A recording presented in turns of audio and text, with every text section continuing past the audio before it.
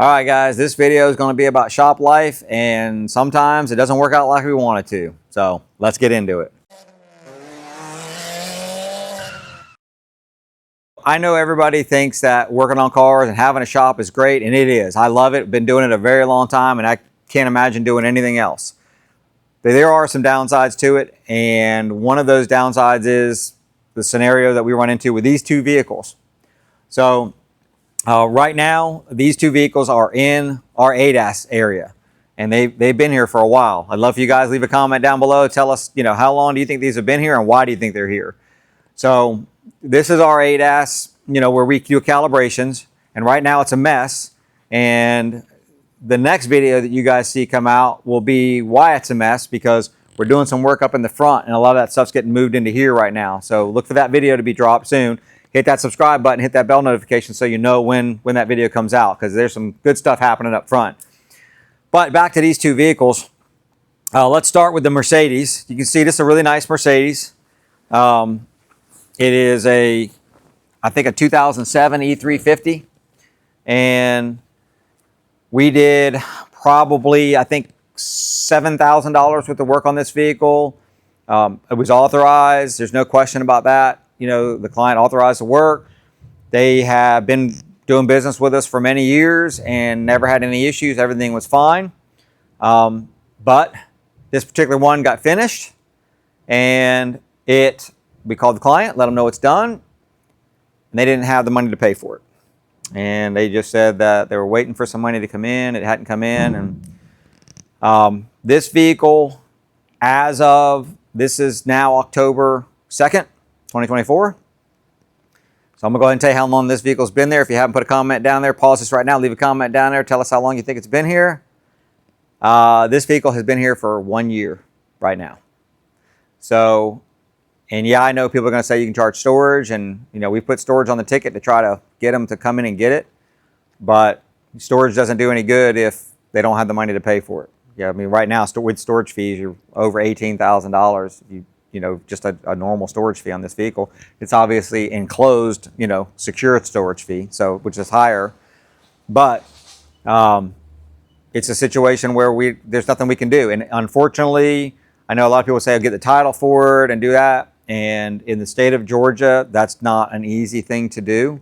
Those of you that have tried to do it in the state of Georgia, I know there's lots of tow companies that are really good at doing it, and sometimes they're successful at doing it, but it's not an easy they don't make it an easy process. I don't know what we're going to do with this vehicle. The last time we talked to the client, he said he was trying to sell his airplane to get the money to pay for this. So I'm thinking I just want to maybe trade for the airplane, depends on what kind of airplane he's got. So, but that's the story on this one. I mean, that's a big ticket. I mean, $7,000 is, that's a lot of money, and it's a lot of money for us. It's a tremendous amount of money for us. But imagine if this was a small one-man show, and this $7,000 ticket. I mean, I've been there. I've lived that, and that could be, I mean, I'm feeling it in my stomach right now. So painful, it's not even funny. So, and I know people say get deposits and stuff like that, but I mean, when you're dealing with a client for years and years, you're not going to do that all the time. Let's talk about this 2012 F-150. So this completely different scenario. Client just bought this vehicle. I think he had it 2 weeks, and the engine shut off going down the road. He had bought the extended warranty when he bought the truck. He brought it into us. The timing chain was no good on it, and called the extended warranty company.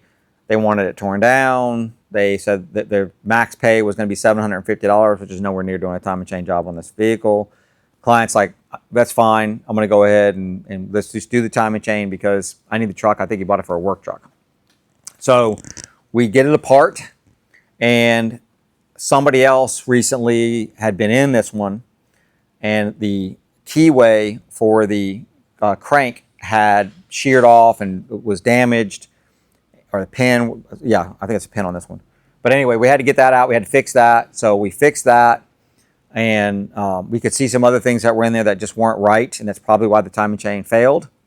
So we got it back together, though, and got it running. And then once we got it running, number 4 cylinder was a dead hole, and it had bent the valves in the cylinder. So again, we called the warranty company. They're not going to cover it at all at this point. And the client said, I'm out.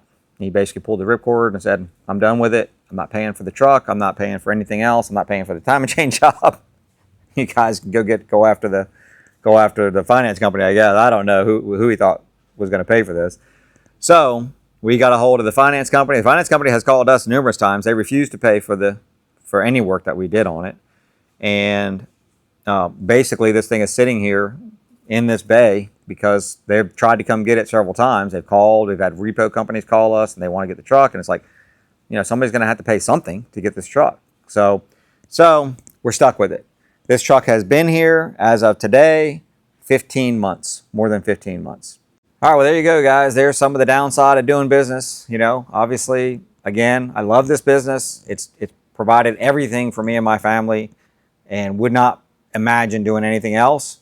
There's downsides, just like there's downsides to every kind of business, So love to hear your guys or your techs out there, you shop owners out there, leave your stories down below. Tell me your horror stories about stuff like this or what you have to go through with things. Love to hear them. If nothing else, we vent it and get it out so other people can hear it. This basically on these two vehicles, it's a war of attrition. It's who's going to give up first. I'm not giving up on the Mercedes. One way or the other, that car is going to get paid for. I don't know how. I don't know what we're going to do with that one.